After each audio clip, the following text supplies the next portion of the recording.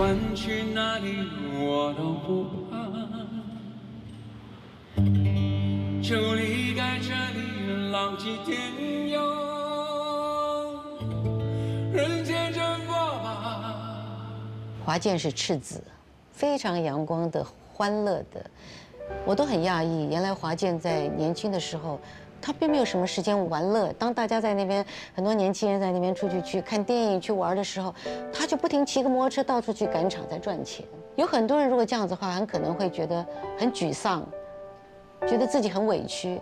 可是对华健哥来讲，他一点都不觉得，他开心的不得了。他用他自己的方式，他寻找到他的那份快乐，他还把这份快乐带给了大家。从小听他唱歌，青春就是有周华健的陪伴。哎，周华健，哎，请问你为什么要带我到这个公园来？这跟你的青春有什么关系吗？那我12岁的时候就第一次到台湾来玩。我哥哥在台湾读书，毕业了以后他决定要结婚，那要结婚啊，大事啊，然后我母亲就买了机票。来的时候呢，为了省钱，我父母亲就住好一点的。可是呢，我跟我妹妹呢，就在我哥哥他租的一个房间里面打地铺。后来轮到我自己来读书，然后就很好奇问在哪里，在哪，想不起来在哪里。你就不记得那个招待所在哪里？对，我觉得始终是我第一个落脚的地方在哪里？然后呢，20几年前，我说存钱的第一个方法买个房子。我那个时候来到这里，我就看到这个公园。那个小孩刚好也出生，这里有房子卖，我就买了。后来就有一次，只有我跟我哥哥2个人在台北，晚饭后没事，2兄弟，我说我们就探险一下好不好？我们来一个 memory hunt，我们去寻找记忆，以前的有什么记忆？车子就乱开到他大概记得一个什么地方，我记得什么地方，找不到，已经不见了，整个都变化太大了。终于说我们走回来这个公园坐一下吧，2兄弟。从巷口一走进来，我发现不对劲，很多回忆进来了。你讲的我鸡皮疙瘩都起来了。然后我哥哥也是，不对啊，有几个巷子是对的哦。然后他不可能那么巧吧？不可能那么巧吧？一路走进来，后来我们几个的很重要的论据，然后决定，这个公园就是当初我人生第一次坐飞机来台湾打地铺的那一个招待所。就是这个公园，我现在不知道哪个角落。哪个角落是你躺的地方？你很多都躺在那里。哇！我们2个毛骨悚然。然后我说毛骨悚然太恶心了，这个应该是自己鸡皮疙瘩，对，太兴奋了。我说应该是什么热泪盈眶啊。然后你买的地方就在这附近，就是那么神奇，这已经是天注定。然后呢，以前看这个公园，我只是单纯说小朋友可以出来跑一跑这样子，给他累了回去睡个觉也很好。现在我看这个公园又不一样了。对。太棒了，谢谢你带我这边来，然后你还要带我到别的你青春的时期里。好，那走，好，赶快走。哇，你可能睡在这里。地方变了，但是周华健没有变。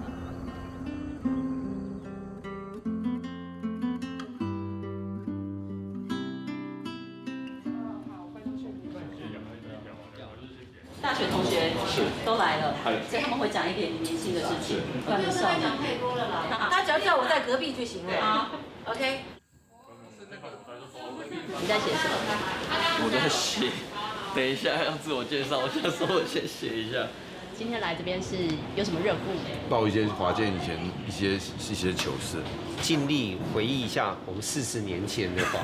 你看得见吗？看得见。你隐形眼镜到底是多少度啊？也没有。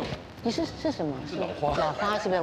所以我就戴啊。也因为这次演唱会，所以我才特意去弄一个说那个叫什么，也不算硬性。Hello， 大家好。今天有4位，这个到现在还是你的好朋友，是不是？是的，都有联络的。为什么你们可以保持这么久的友谊呢？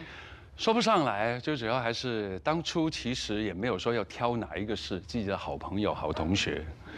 我没有想到后来有一个是当的那个是眼科的，然后我现在老花什么都找他，有一个后来当了整形外科。我没想到后来找他拉皮啊，我当初真的没想过的，当然也没有拉了，我还留着。好，留着以后的机会好，让他们讲一讲你好不好？手下留情。手下留情啊，不然的话以后你朋友都没得做了。好。其实华健是一个非常努力的人，可是他特别有女人缘，有女人缘是吧？他特别有女人。你眼科的。你会不会很羡慕他？哦，没有，他也不赖。我是华健的数学系的同学啊，他那时候会骑着他一部很破的这个摩托车到处赶场，为了1个小时只有200块的演唱费，是。但后来去听了以后，他其实1个小时都有半个小时在调音。真的，哎，你还记得？看一首歌大概3分多钟，1个小时，一共有12个5分钟。我规定自己只数学还不错。我规定我自己只唱12首歌，我觉得我超过12首歌都是赔的。然后呢，在民歌餐厅一直有一把很破的烂吉他，这把吉他每唱一首歌，它就音就跑掉，所以顺理成章就用那个调音调到5分钟。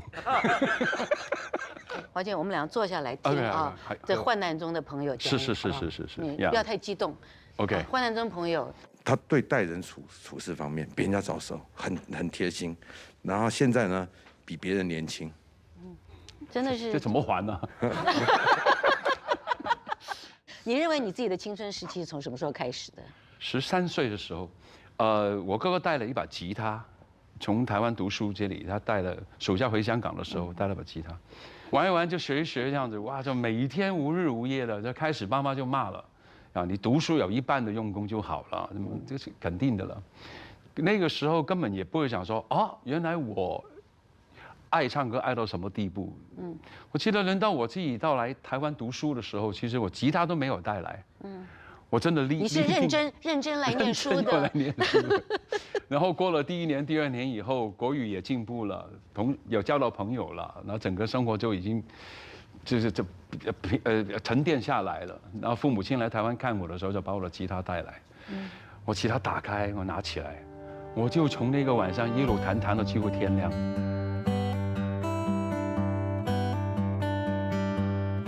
看到一个牌子，音乐与人，黑胶咖啡，黑胶唱片。对，我们这一行的大家都知道这个地方。来，请进。新宝的日子到了。黑胶唱片哦，我的天，我的哎呦！哇，学生之音！我的天，他们怎么会找到这种？为什么会有张艾嘉的名字在上面？天哪，你知不知道那个时候我很年轻的时候，那个时候我刚从美国回来，英文还可以了，然后就帮他们听歌词，然后所有的歌词就印在后面，对，就印在后面，印在后面。然后我就进入了我们这个做 DJ 的工作。你知道吗？我哥哥暑假就买了一堆这样的唱片，带回香港给我，然后呢，学很多英文。就是从这里。当时我听最多的那一张，因为它一个系列嘛，就是 Raindrops Keep Falling on My Head， 搞不好是翻的。那个还是电影主题曲。电影主题曲 ，Yeah right。然后当时那个学英文就学着跟着唱 ，Raindrops Keep Falling on My Head。我们年轻时候的梦啊，你看，哇，还有这个了，这种就是经典的了。哇 ，Beatles， 这种经典的了。听说 Beatles 是你的最爱。是我的最爱，其实现在都还是，现在都还是我的教科书。是不是也因为 Beatles 你才开始真正觉得说唱歌可以变成你的一生的一个梦想？最主要是 Beatles 给我的感觉是，并不是说有一首歌我唱了我就红，我就跑去唱，去做那首歌的过程里面是很快乐的。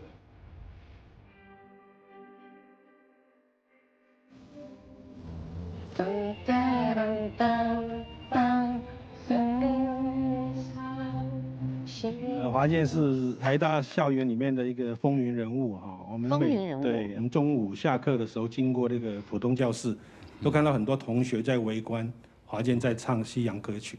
你有没有跟他一起唱歌呢？我有逗过他，他真的，一听他唱歌就知道他是个很棒的医师。华健，你很坏哦。那你给我几秒钟就好了。张姐是很早就找我去参加电影的工作。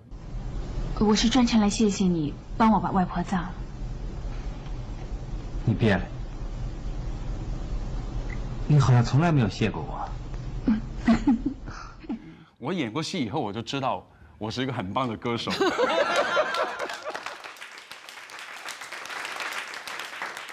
你听的第一张黑胶唱片中文歌什么歌？李健富，《龙的传人》吗？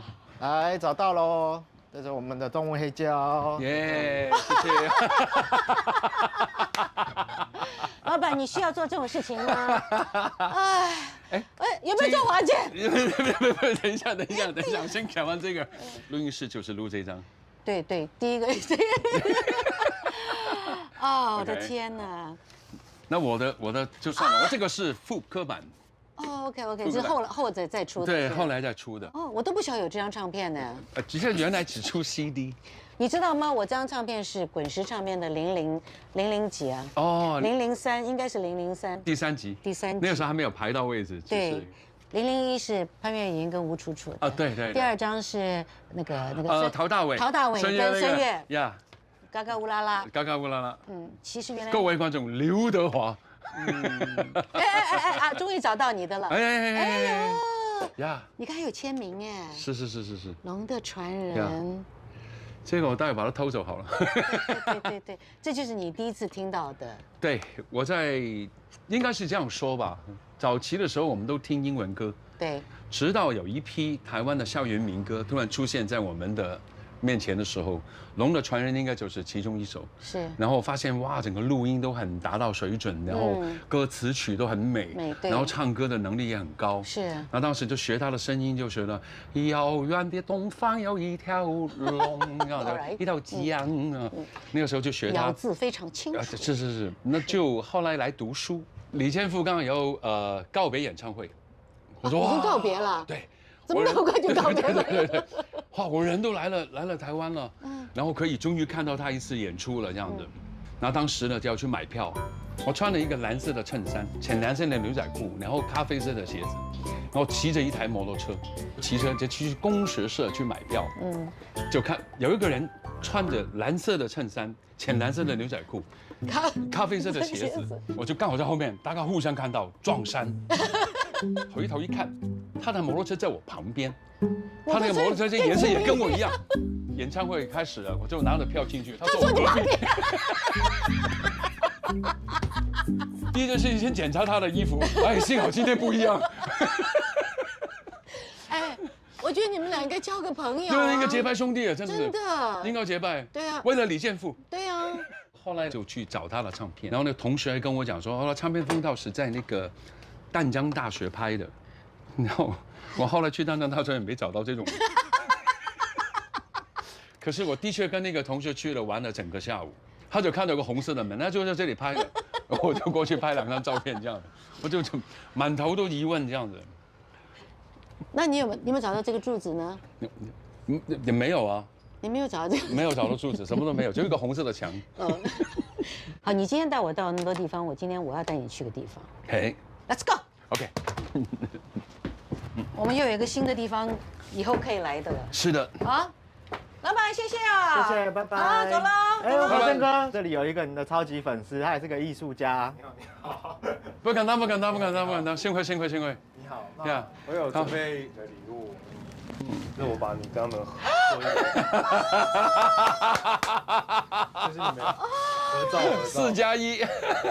你终于跟他们一起了，对。你在台湾住了这么多年，你有来过这里吗？没有来过，听说过。这个是孔庙，然后呢，你有没有看到一个门？哦。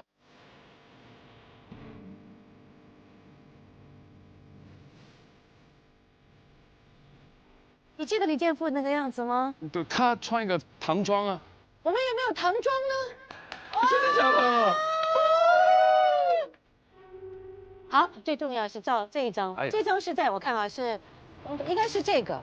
这个对，这个。可是你要站在下面。哦 ，OK。他的眼神是这样子的，再看。我很认真的。我找人来教你那个眼神应该怎么样？我们可不可以教一下？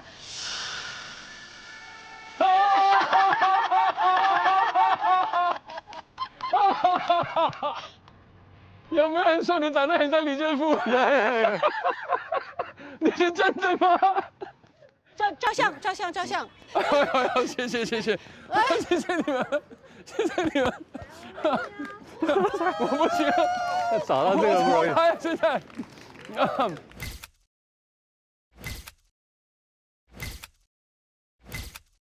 你知道吗？你圆了他的梦。谢谢。我刚碰到华健的时候，他当新联的助理呀。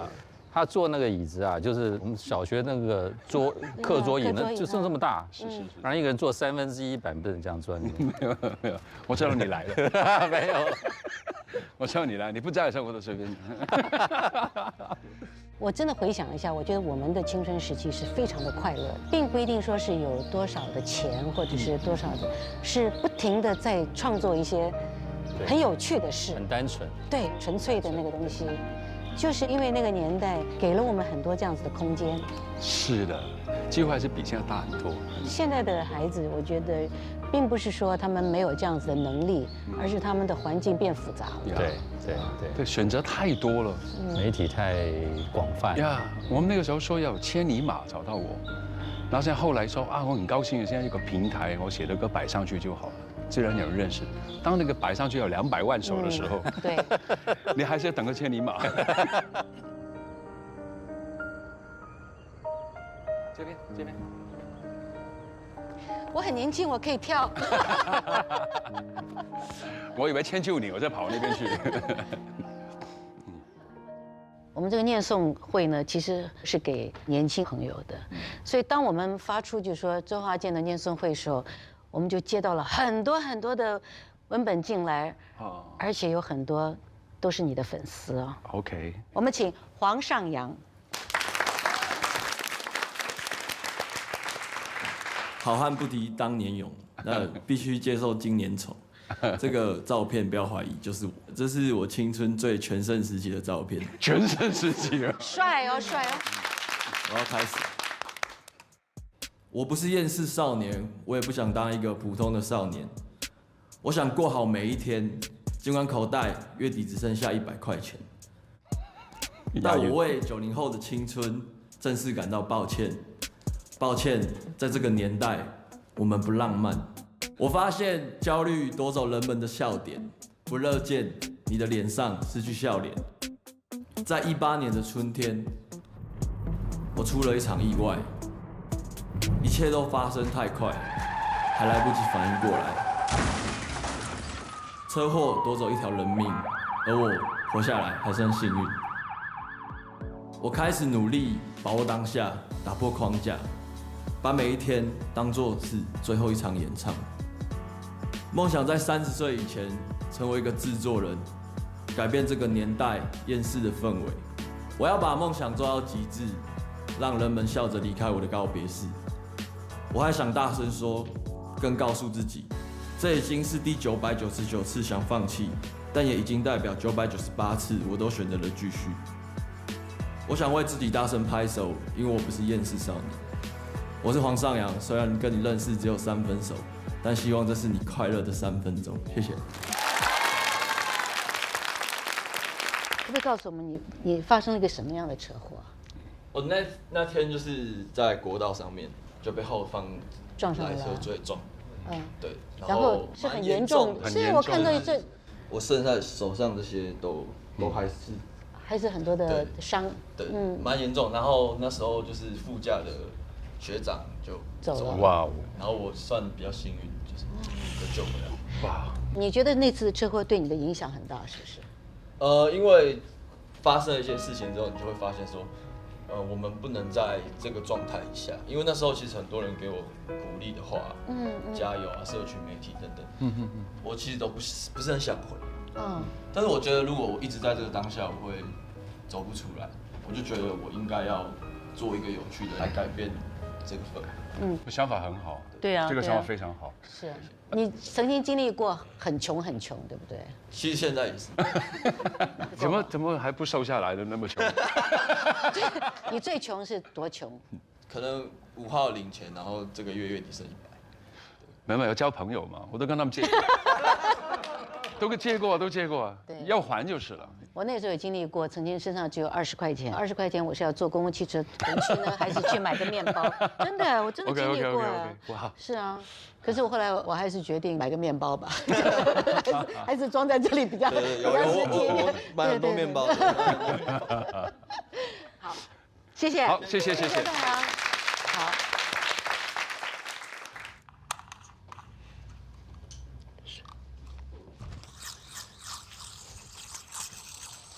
在我2年级的时候，看到班上同学在玩溜溜球，我觉得很好玩。一回家就叫我爸爸帮我买了1颗溜溜球。这1颗溜溜球是金黄色的。那个时候我只会溜上溜下，不是很厉害。但是我爸爸说，没有关系，好好努力，你一定会变成高手的。我一直记得我爸爸跟我讲了这句话。从第1颗溜球开始，我就不曾放弃过，每天做一样的事情，往成为一个高手迈进。知道自己喜欢什么，并且坚持下去，是一件很幸运，而且也很幸福的事情。虽然我从来没有想过，一个小小溜球可以带着我去大世界去挑战。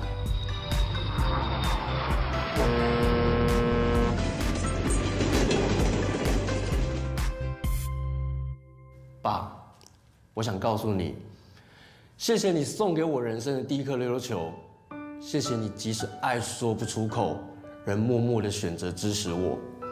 但愿我努力的一切，都能够成为你这一生的骄傲。儿子，元清。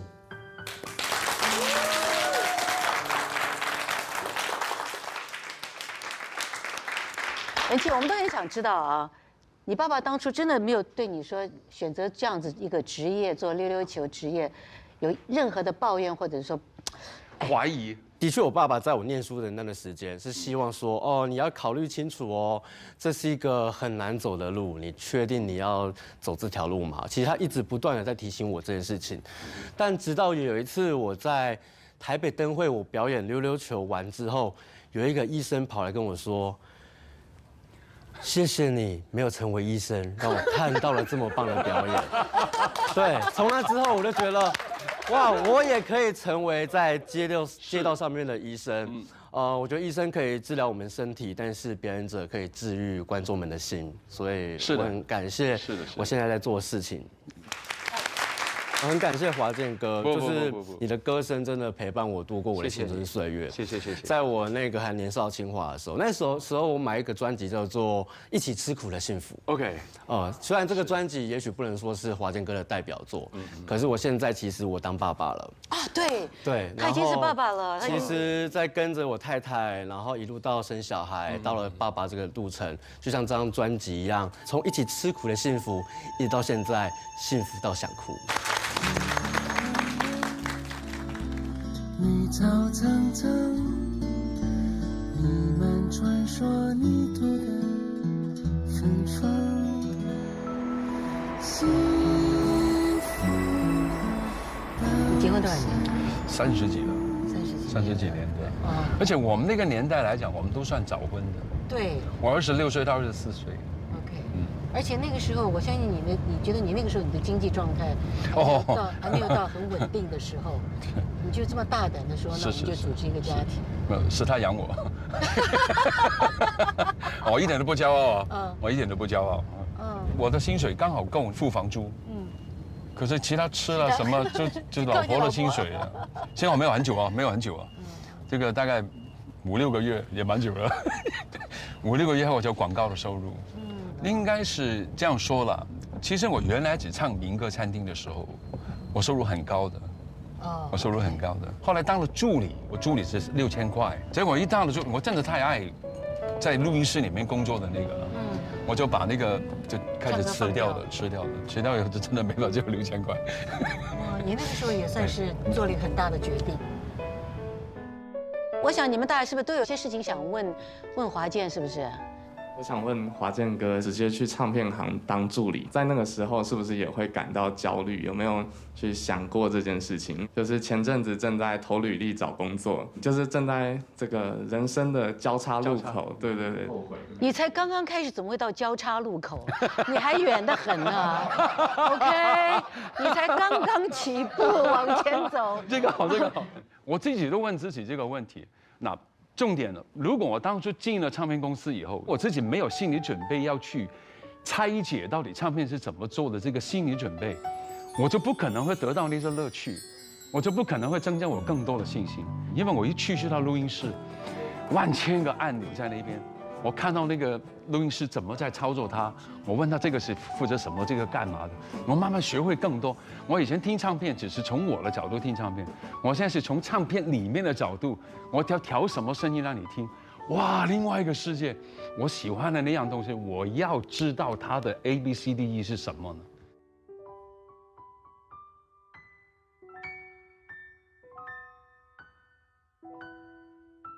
你还记得你写的第一首歌吗？哎呀，哎呀，不要哎呀，应该是眼眶之中吧。是呀，当初的那首歌。对，我真的很想听华健，不要用唱，用念眼眶之中，这因为一定他写的词嘛，是那个词一定是对他来讲那个时候是很重要的词嘛。你愿意念吗？我没关系啊。不是啊，这种那种年轻人的那种无病呻吟的感觉。哎，你那个时候就是年轻人呢。我知道。您念嘛？我以为要背呀。你会背吗？原来准备不行。好。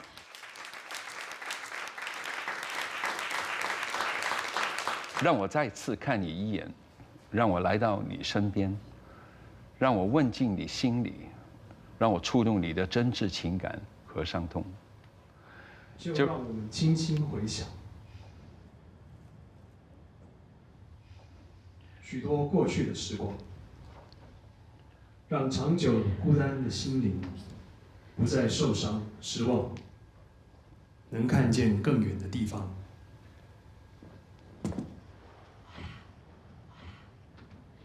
Oh my god！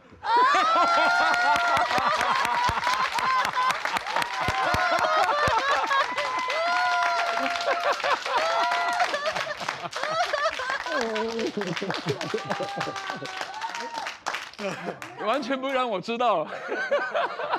我们让宏安把这首歌念给你听。好，OK。我眼眶之中，那泪水是滋润心灵的甘露，不愿结束，今世无尽。我眼眶之中，那泪水将洗去所有的痛楚。我看着看着，让我看着你，你是否知道我为谁而哭？就让我们轻轻回想许多过去的时光，让长久孤单的心灵不再受伤失望，能看见更远的地方。宏安，你好，你有没有问过你爸爸，当时为什么会写这个歌词？原来他也以前蛮文青的，蛮文青的啊。其实我发觉很多男生写歌啊，是一种魅力，这是一个把妹的一个很好的。你看哇，我已经看到 David 他们都在点头，会写词，会写歌，会音乐，是不是比较容易把妹呢？我是去学煮饭。哦，其实以前我们是女生要会煮饭才能够留得住一个男人，所以一个男生会煮饭才会留下一个好印象啊！哇！你原来煮饭是为了这个？我以为你准备要照顾我。喜欢听爸爸的歌吗？开始就没有感觉。就是爸爸是一个在家里喜欢鬼叫的人。OK。小时候的感觉是这样嘛？跟他讲 Hello。你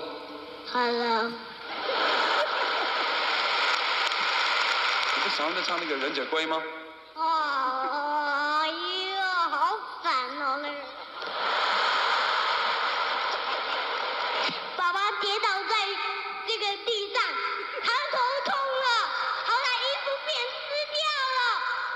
我小孩周厚安嘛，他大概3、4岁吧，在公园玩，有人就问他。小朋友，你是谁家的小孩啊？然后我们的厚安就很可爱的回答，他说我爸爸叫我不要告诉人家他是周华健。今天我的宝贝来。哎呦，那个太请上。简单的。上。哎呦。轻轻地我的宝贝，轻轻地我的宝贝。他准备要出生之前，我的歌写好了，歌词还没填完。他出生后的第1天，我抱着看着他，就莫名其妙那个歌词都写完了。我觉得哇，这个事情太好了，亲亲我的宝贝，我就写完了，很高兴，因为我希望我父亲能够为我写一首歌。可是我父亲不会音乐，他今天轮到我现在当父亲了吗？我就写一首歌。我其实很喜欢那个《明天我要嫁给你》。哎，对，真是你写的啊？是啊，是。还什么意思？而且很多人都搞错了，就是对，都搞错了。因为我当初听到这首歌，我也是喜欢的不得了，你知道？然后说啊，周华健写，我想说，真的是你写的吗？可是真的是，你为什么你是第一次用，把自己放在一个女人的一个呀？因为在我那个年代里面，轮到我真的吉他拿起来有写一首歌的时候，这首歌做完出来以后，他像了谁？我不要像谁。可是我没有办法，我那个年代里面都是大师啊，李宗盛、罗大佑，然后你把那个词堆完了、弄完了，唱出来以后，就是很像李宗盛的歌。你把那个词的风花雪月摆一摆，就是很像罗大佑的歌。那我怎么办呢？我没有出路啊。我没有说，后来我一对比的时候，发现，啊，我的声音是一个有可能可以发挥的地方，然后我可以唱的比较高音一点点，娇一点点。如果我现在写一首歌是完全不是周华健的，它是一个女生的一个独白，那我就绝对不会是李宗盛，我就绝对不会是罗大佑。于是就先从这个角度来看，我能不能够用完全不是我的角度，我一唱你就知道我是一个女孩子的心情，而并不是我娘娘腔。那我想问你是你先唱还是王菲先唱？我先唱，你听我说哈，好可怜哦。我先自己的歌都不能认。我先唱完以后，这个歌叫王菲在唱。哦 ，OK， 是这样子。非常好听的一首歌，很特别了，应该说。对。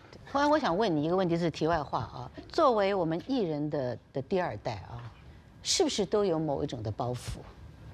有，真的有啊。我觉得真的有。不知道，因为我儿子很小的时候就很不愿意我出现。一模一样，一模一样，是不是？一模一样，就很奇怪，就说我觉得我有那么见不得人吗？你知道？真的。那当然，你说15、16岁学校里那个是很正常的，你知道？这个我可以 understand， 就是妈妈进来就尤其儿子，你知道？那可是等他再大，他在做事的时候，他就是很不愿意，他从来都不告诉人家他是我的儿子。知道？他很排斥这个事情。可是为什么你们会觉得那是一个压力，而且不愿意让人家知道呢？就是一个陌生人。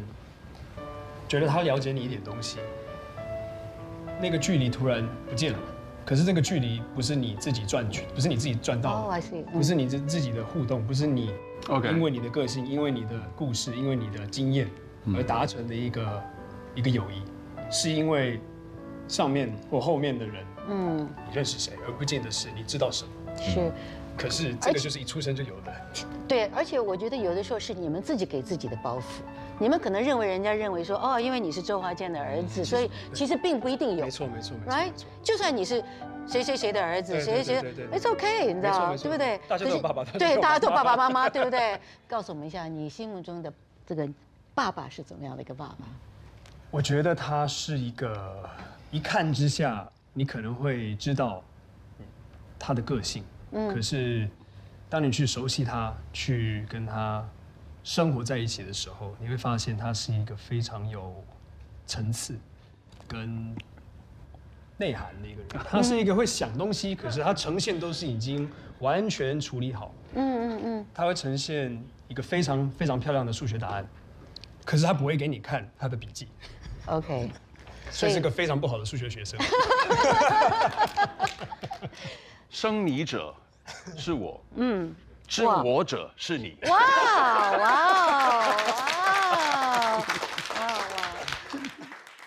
知道你有一封信写给爸爸的，是不是？对呀，对。念给爸爸听好吧？你是不知道。好 ，OK。没有，你没有。OK。你不会有的，因为你不知道。对。是，对。搞得很紧张了。你不要紧张，是我安写给你的。啊，是啊。你不要掉眼泪就是了。啊，不。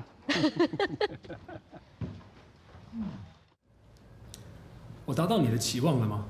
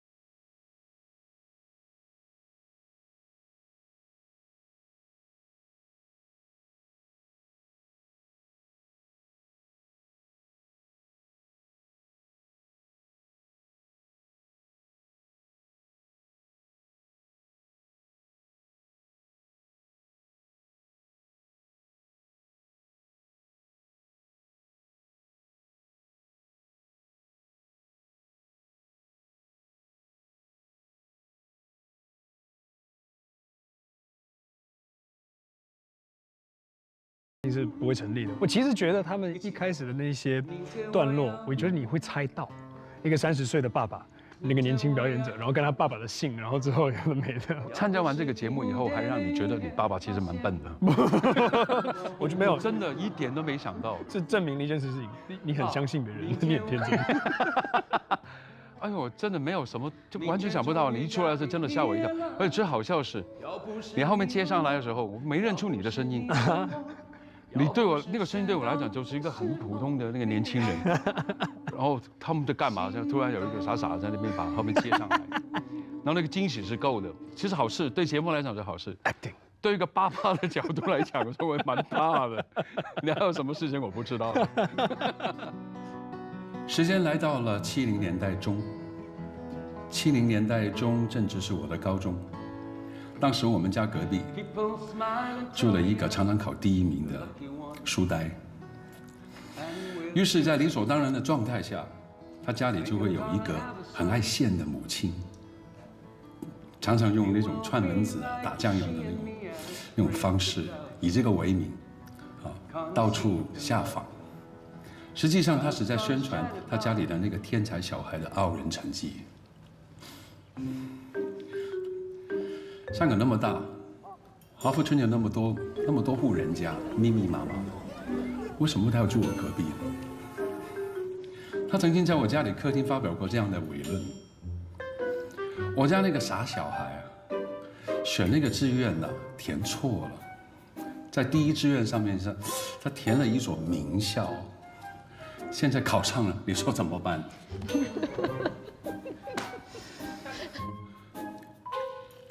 坐在没多远的我，听到了，真人真事，我恨你全家。谁不想成绩好、扬名声、显父母。父母期许小孩成绩优异，望子成龙，理所当然，天经地义。而当我力有不逮，人自然就会倍感内疚，倍感不孝。我的高中年代都是在郁郁寡欢、胆战心惊中度过的，既没有成就感，更没有任何精神寄托，剩下的只有内疚感。谢谢。华健，我爱你，你是永远的少年。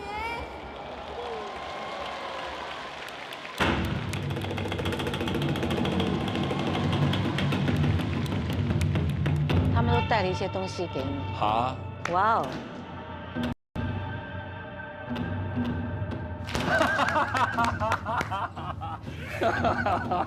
这个是一个医生袍。OK。那个时候我们住在医护大楼，没有这一件是进不去的，所以就只有冒充医生跟我们进去的。对，管理员看到非医生不能进去，我们是歌星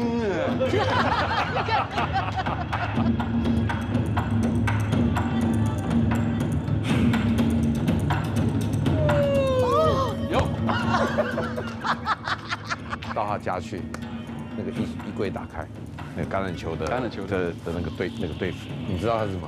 他是配角，他是负责捡球的。我觉得华健虽然是配角，他没有想到以后会当主角，可是当他当了主角之后，他会顾及所有的配角。谢谢，这一点就是我最谢谢。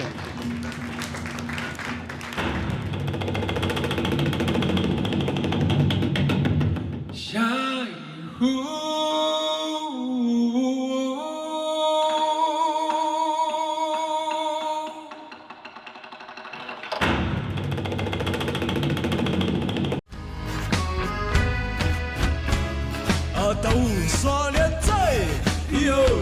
在一个很炎热的夏天，5条人突然爆红，临时改歌、夹脚拖鞋、郭富县城、农村拓哉。可是我就有一种直觉，他们身上的魅力很大一部分来自于海风，所以我约了任科和阿茂在海风相见。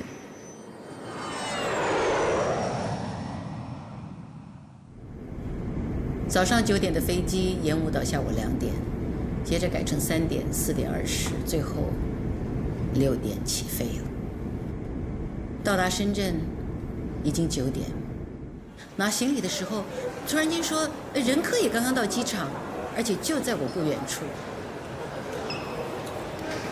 是什么？他车在哪儿呢？711，那不是711吗？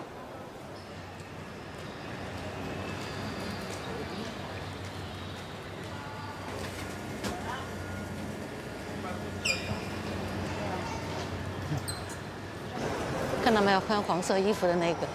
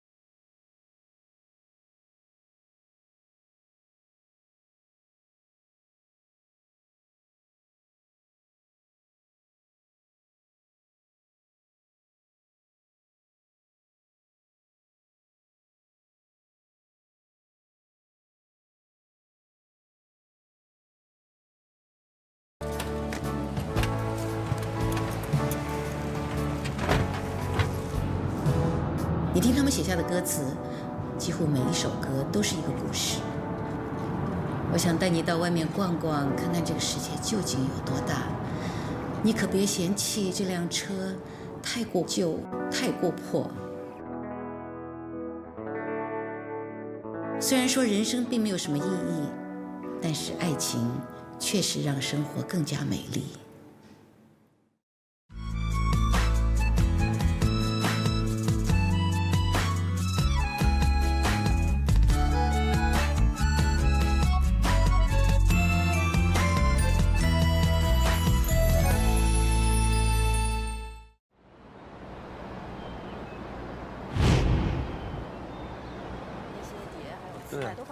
对对对。但因为箱子有点小，放不了多少，送给张姐吗？先放这儿吧。好。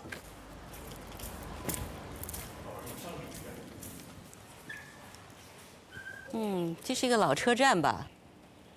这应该是一个，是不是应该荒废的车站啊？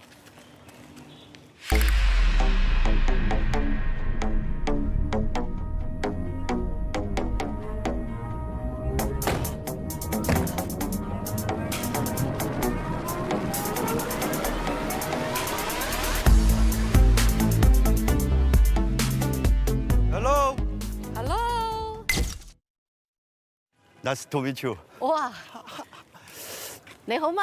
好啊，你好，又见面了，又见面了。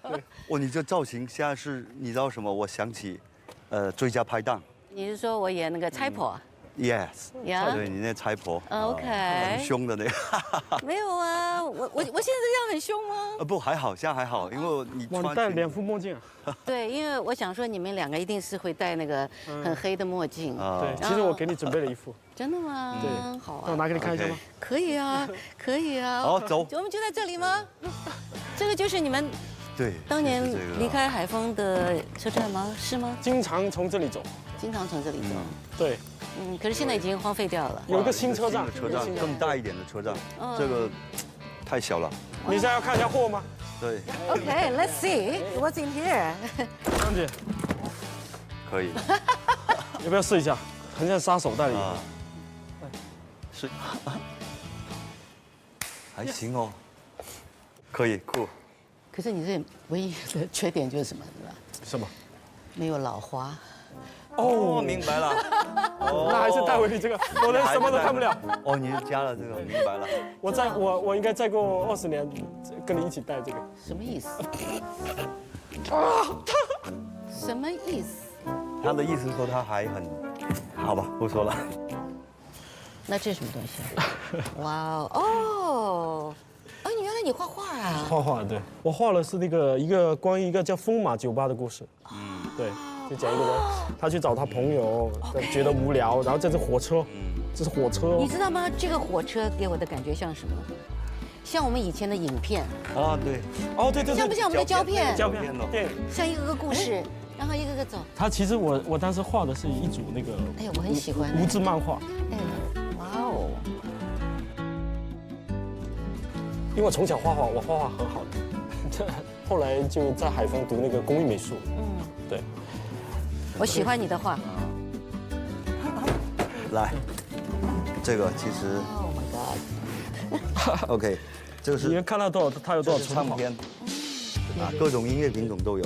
啊，你看 Bob Dylan 这种大牌的都有啦 ，The Doors， 世界音乐也有，自由爵士音乐也有，实验音乐也有。你们这个东西都非常的冷门的。你都听得懂他的歌词吗？其实我基本上听不懂。当初最吸引你的这个东西是什么？主要是音乐，因为它是直接进入你的耳朵的。music，音乐嘛，直接进入的。说到语言的话，像这种拉加斯坦，你根本就听不懂，所以它是最直接的。是，我觉得你们有时候听到的音乐比我们大城市很多的孩子、年轻人听到音乐还多。我不是跟你开玩笑的，香姐，特别喜欢听的你唱那首《春话》。冬天一去，冬天一去。哇，那个太久以前了吧？对啊，啊，你真的忘了？我真的忘了。完蛋了！我跟你讲，不，完蛋了，生意做不成了。这个。接下来我要带你去体验一下海丰的奇特的交通工具。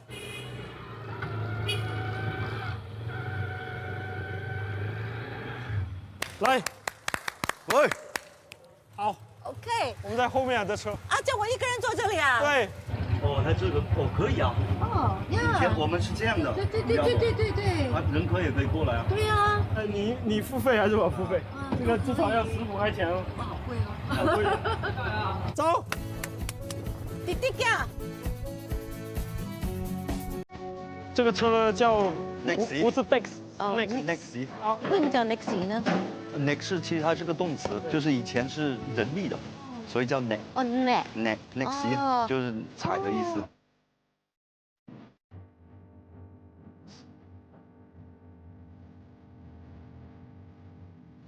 张姐那个亭子啊，以前呢你是只能看着。为什么呢？因为它那叫湖中心的，叫湖心亭啊。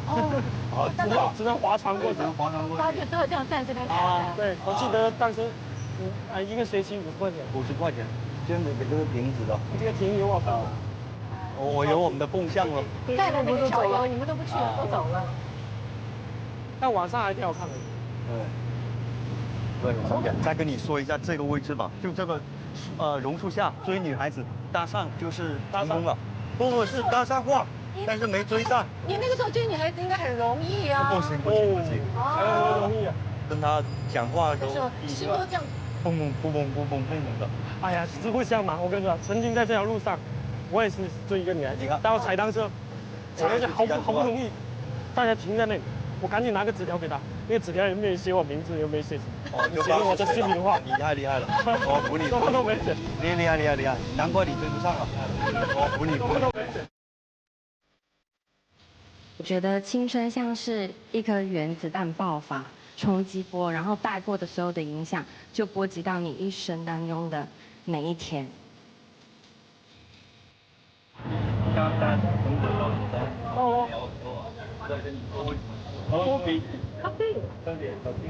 这个地方呢是一个电影院门口来的。哦，你以前常在这儿啊？高中在这读，以前还在这儿看过不少电影。就这些都是一些老县城里面的小巷子啊那种啊哈。是你们比较熟悉的地方啊，小巷子。还可以，就是说你到怎么转你都可以，都可以转回去。喝杯咖啡咯。哇，这是朋友开的咖啡店吗？对。哦 ，OK。来，走啊，进来。马天回 ，hello， long time no see。我们那个朋友，区500元，国庆啊。你好，这是我们的咖啡厅。久仰。咖啡馆就是我的家，我把家里的书啊、产品啊，我全部摆在那里。放在咖啡馆里面的每一张照片、每一张图画都是有故事的。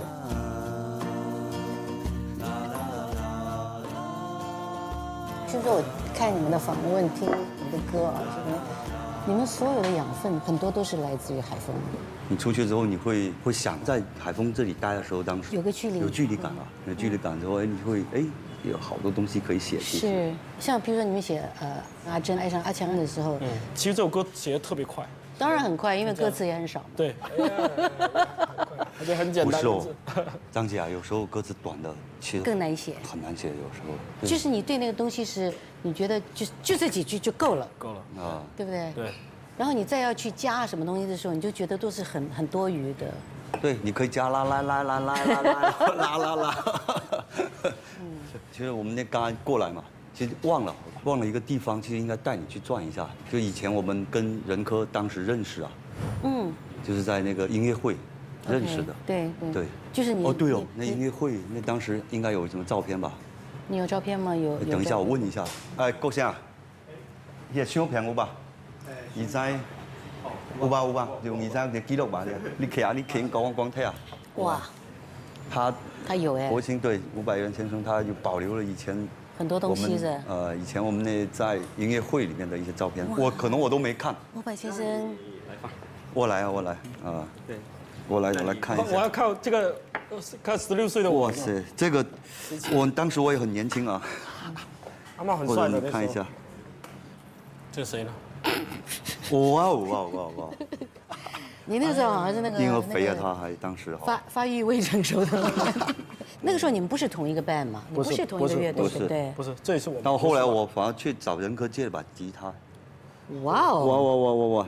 那这是我，你看我那时候特别喜欢这个造型。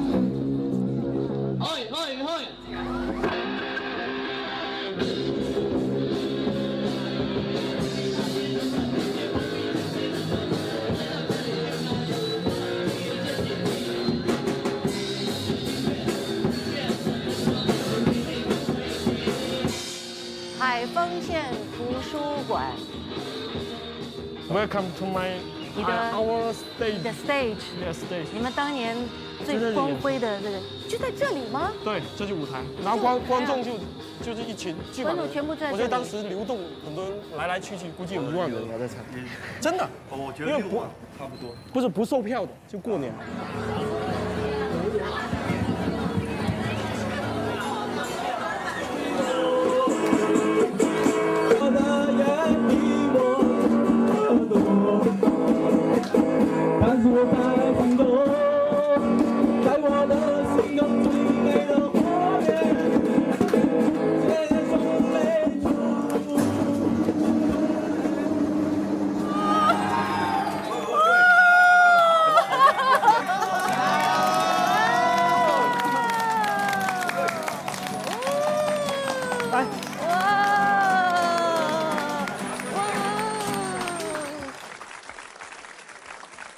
刚刚在门外啊，他们两个就在一直跟我吹牛，他们2004年曾经有一场很精彩的演唱会。这可是海丰县城建成2000年来的第一场原创音乐会，原创的演唱会，摇滚。2004年，离开现在也10几年了，这个是他们的场嘛啊。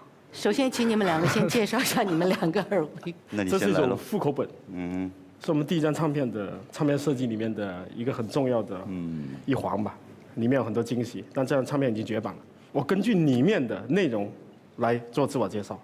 好，来，姓名任科，别名任科托拉夫斯基，特长很多，不连嗜好基本上没有。自我检讨，绝不检讨。挺酷的。很好，轮到你，整个舞台交给你，我在那里看着你。我，姓名胡茂涛，别名茂里。与乐队的关系啊，有时候好，有时候不好。干过的职业是看过店，走过鬼，文化程度。我为什么要填秘密？我在想这个时候，我明明就是高中毕业啊。我在我乐队当时我们的乐队里面的学历是最高的，我记得。我现在改过来哈，是高中。婚姻状况，我差一点点就结了，我那时候结。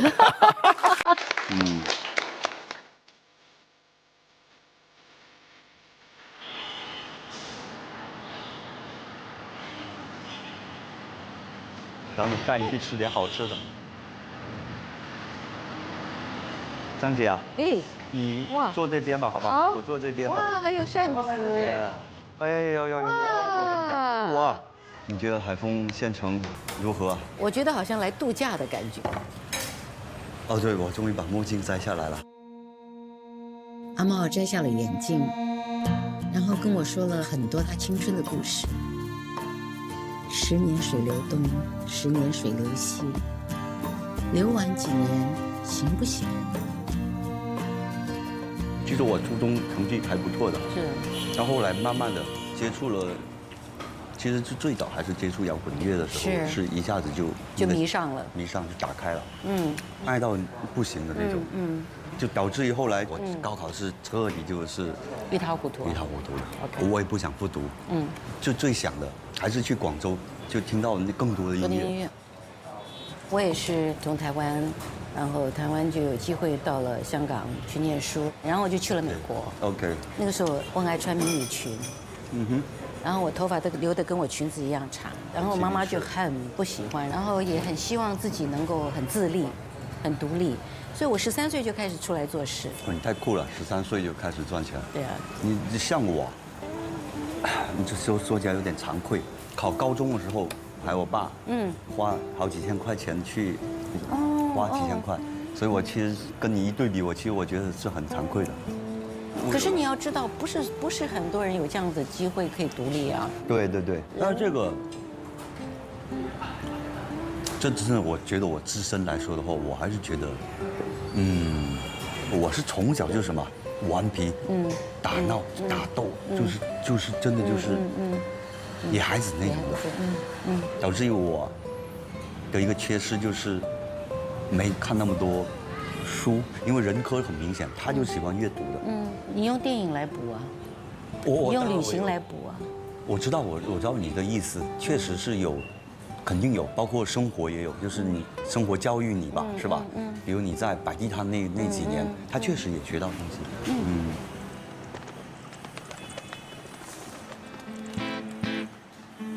介绍一下，邵伟亮仔，小黄。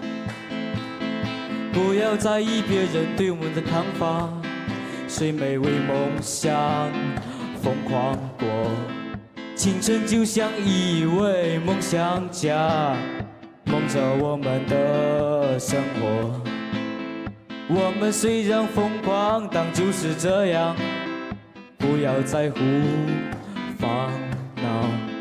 每个人都应该有自己的活法。为梦想付出的代价都是疯狂的，宁弃白虚功，莫欺少年穷。宁弃白虚功，莫欺少年穷。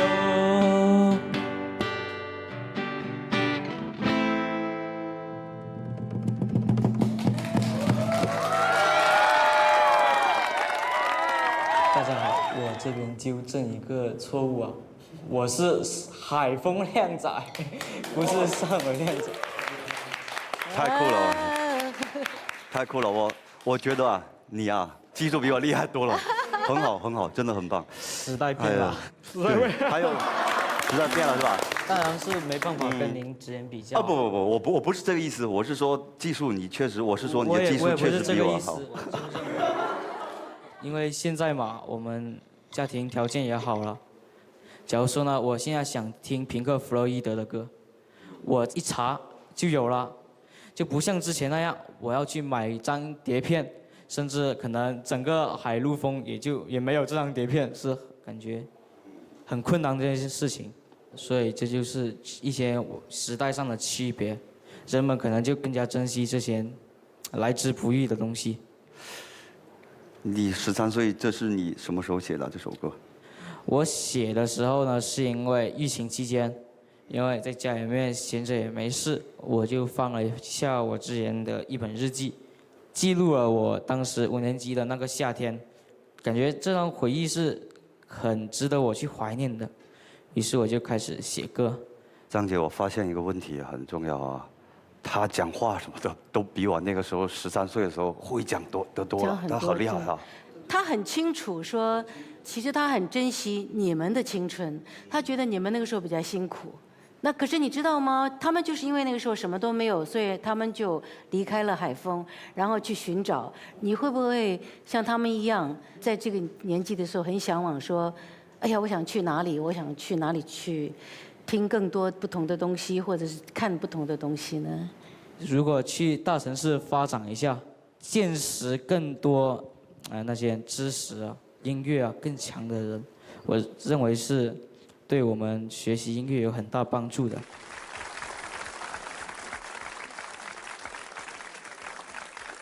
接下来，虽然他们一直表示念回自己年轻时候写的东西，有的时候会觉得有点不好意思。可是你只要看到那个东西，并不只是那个文字，是那个事情跟那个人跟那个时候那一刹那的一个画面，那曾经发生过，你知道？我觉得那个是最美的。如果它是个包袱的话，让它是一个美丽的包袱。我现在不会起鸡皮疙瘩了。对，来，就是你了。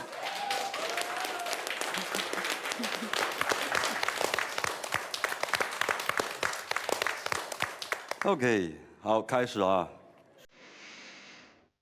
昨晚被雷声吓一跳，天好久没有这样大发脾气了，也许是为了笑我吧，还是点，反正我不怕，我也不必怕。中午和阿叶去吃了一个午饭，然后就挥别了我父母，就坐上了往广州的快车。从第一次到广州，我就喜欢上它。广州是我向往，也是我的理想。哎呦，起鸡皮疙瘩！那时候，我这一次去，一定要好好去自学，好好的把握这一次机会。我不会让广州来支配我，而我会去更好的去配合你，广州，就那种感觉啊，抗命那种。我操！雄心万丈。对，我不行，张姐，我得戴一下墨镜了，有点尴尬，有点太尴尬了这个。不会，你的父母知道你要离开吗？他中了。那家里有没有塞钱给你说？我记得是有给了200块钱。我那个同学还借了一点钱给我，也没钱了，当时就你当然你就不管了，你就想离开这个地方，因为我觉得年轻人啊，应该要走出去，你去见识。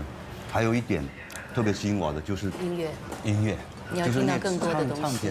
因为在那个时候是处于一种很饥渴，你想去了解更多的东西。那你父母那个时候对你做音乐有没有任何的？他父母肯定啊，就是说这个东西你不能当饭吃啊什么的，你还是最好去找份工作的那种。他们现在怎么看你们现在的成绩？就说到这个，我爸自豪得很，我妈妈也是肯定了，这不用说了。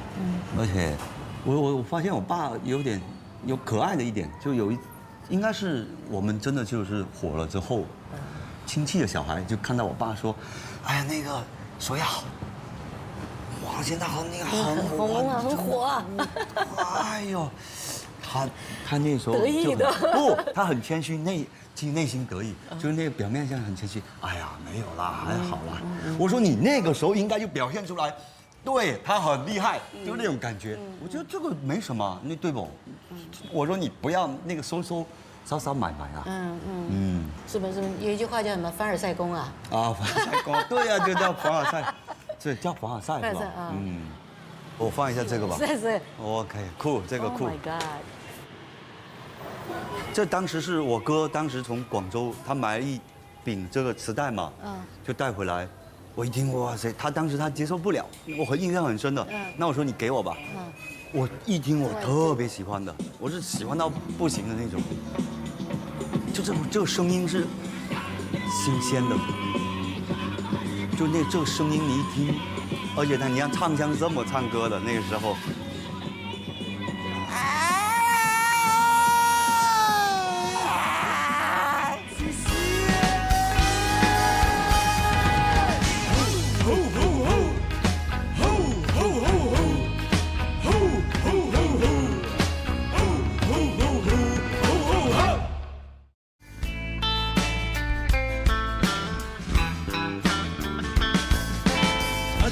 爱上了阿强，在一个有星星的夜晚。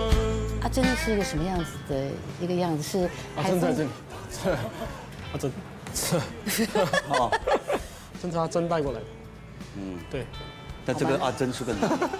你看阿珍，这阿珍是个男的。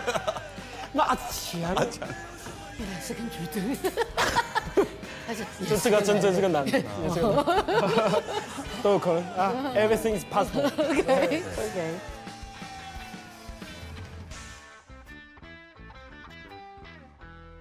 这个真呢，我也是久仰大名啊，第一次见面今天。之前是他曾经替我们去那个成都迷笛领了一个奖，但是我万万没想到阿珍居然是个男的。你好好解释一下今天，来 ，please， 来欢迎阿珍。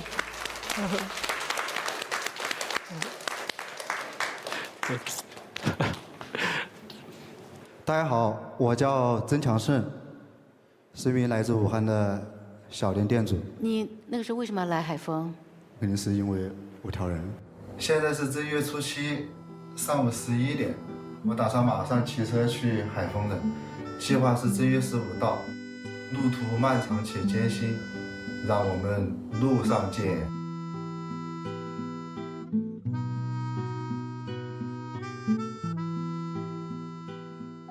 我第一次知道你们是因为我的合伙人，你们来武汉的每一场演出，他基本上都会去看。我喜欢这种带有地方特色的歌曲，它能让我一下子联想到自己的家乡。因为疫情的原因，今年状态非常不好，但是不管白天还是晚上，至少在听到你们歌曲那一刻，我是开心的。我记得之前好像有一个记者采访，问你们这些年做音乐是怎么坚持下来的。 你们说没什么坚持，就是自然而然的发生的。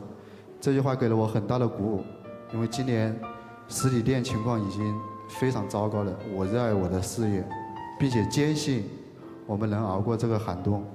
已经是凌晨4点了，再过几个小时我就要去店里了。我知道我今天一定会精神抖擞。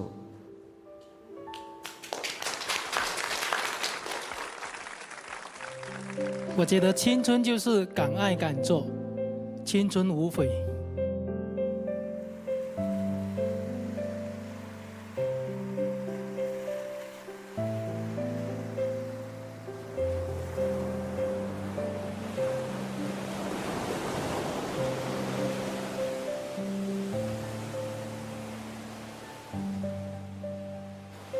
嗨，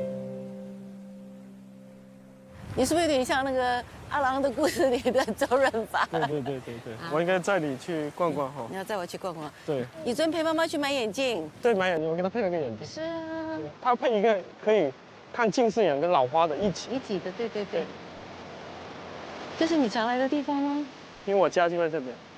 就在这个附近吗？对。哦。走路到镇上好像也就10分钟。哦。对。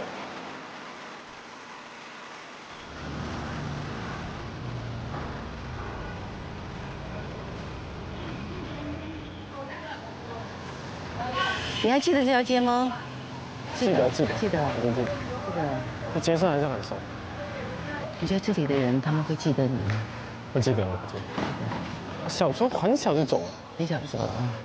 小时候我就从这里去上小学，这条路。小时候感觉走好久。来了，到了。到了。可以，都。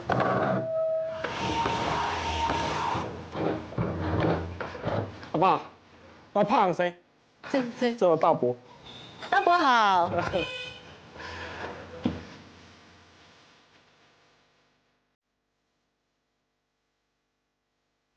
哇，很错。很棒哎。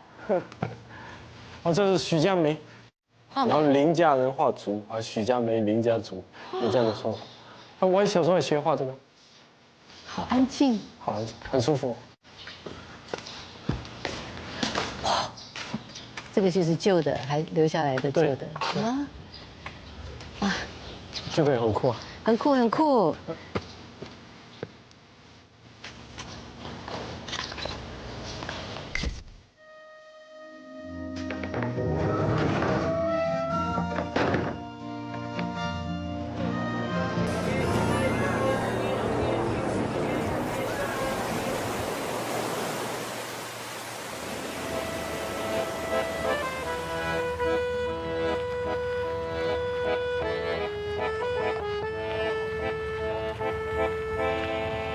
我从风马村回来，整个人感觉被人打了一拳。野草已经长到1人高，鲜花已筑成塔。当时我的家乡有街道、商场、学校、政府、医院、烈士陵园、溜冰场、酒吧、人，各式各样的工厂，一条母亲河，几座山，一片海，1-2家电影院，一个车站，几个好朋友，点。当然喽，还有初恋。后来，我终于寻到了一条出路，编了几个借口，让家人放心，自己心慌慌地离开了县城。离别时很遗憾没有用到家乡的车站，因为我是在路边拦的车，一辆长途汽车，名字叫红尘快车，售票的是同学的哥哥，他免费带我走。当然了，初恋也一直没有出现。你知道我第一次出去，身上带100多块钱，而且你知道我那100多块钱哪里来的？把我油画颜料卖给另外一个画油画的人，然后就走了。走了。你走的时候，爸妈知道吗？知道。也没有说给你点。最酷的是说，我临走的时候，他给我拿了一袋香蕉。后来我到了广州，我才知道粤语，呀，鸡巴雷，就叫你吃自己，叫你要靠自己的意思。我恍然大悟，对吧？酷吧？我记得以前刚离开，就我17岁离开家里去广州，一开始比如1周给他打个电话，就我跟我爸聊得很少，我跟我妈聊天聊很多。然后有没有讲你小时候的事情？或者也有。可那些事情你都记得吗？记不清楚。但因为我妈是那个裁缝啊，她会做衣服，我记得她给自己做了一件红色的那个，我就注意到街上的男人会偶尔看一看，因为她年轻的长得很漂亮，就是别人说她长得像王祖贤。哦，对。那你应该是像妈妈比较多喽。没有，爸长得很帅。很帅啊！对，哇哦 ，OK。爸长得很帅。其实我很想听你跟我讲，你觉得你将来的老婆是什么样子？你觉得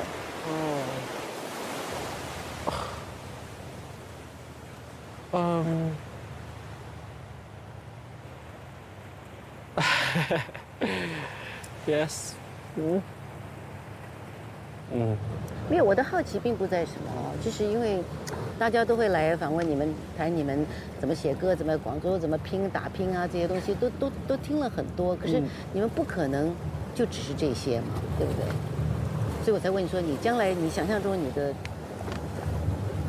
你的家庭生活会是什么样子，或者你看看你父母的时候，你会觉得说啊，我不要结婚，或者是maybe。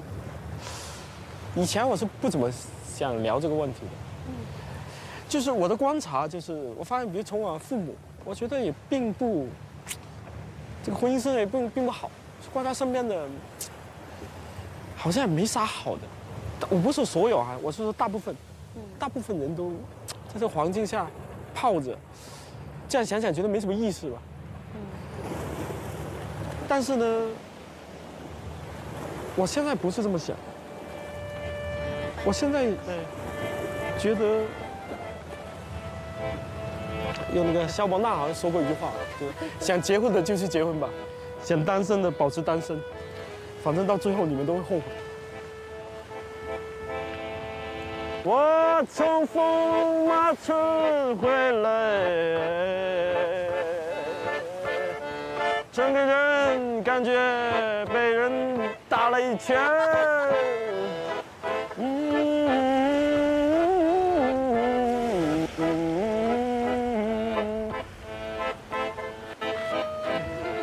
感觉像被人打了一拳。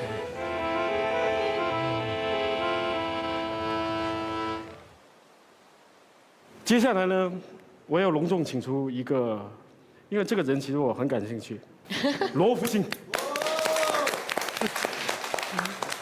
OK。我的青春文本是不同时期的一个照片，